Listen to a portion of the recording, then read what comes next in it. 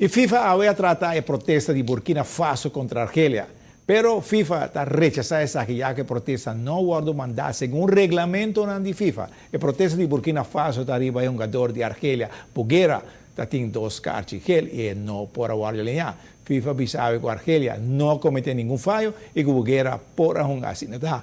Regla Argelia está dentro mundial outro ano. E campeonato de futebol damas a continuar também maior que o U17 e divisão 2.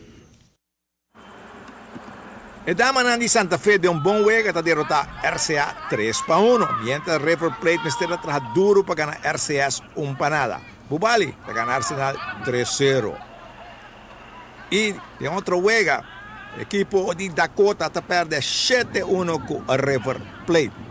Y Fútbol Club San Nicolás y Sabaneta Stars está empatado 2-2. De un juego de mayor U17, National Washington está derrotar Estrella 3-2. RCA gana Dakota 5-2. River Plate goleia Bubali 10-0 e Brasil Juniors está logra vitória de 4-1 riba Britânia. Tem resultado na divisão de divisão 2 de ayer.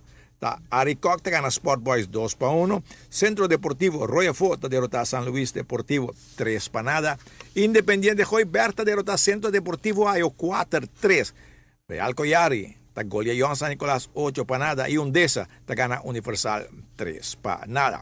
Nós temos em divisão de honor Britânia, na primeiro lugar com 19 pontos, sigue RCA com 17 pontos.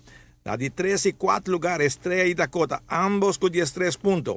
Bubali com 10 pontos na de 5 puestos. River Plate e La Fama, ambos com 8 pontos. Nacional, 6 pontos. Caiquetío com 5 pontos na de 9 puestos. E Caravel de Sótano, não tem pontos. Bom, tanto RCA como Britânia, que tu vai ter invicto a Ronnie, na 2-5 vai topar acima aqui. Não conta Não, é interessante, seguro que sim. Tu gosta bom? Sim, gosto netos que Mas quero fazer um torneio de golfe, so, vamos ver, tinha dois autoroni para hole in one. Mas quero botar isso, já passava um badale pandi de roio, não? Sim. É a shot ever del torneio. Mas não tinha uma grande melhor para nada. Nada. Outro viagem. Outro viagem,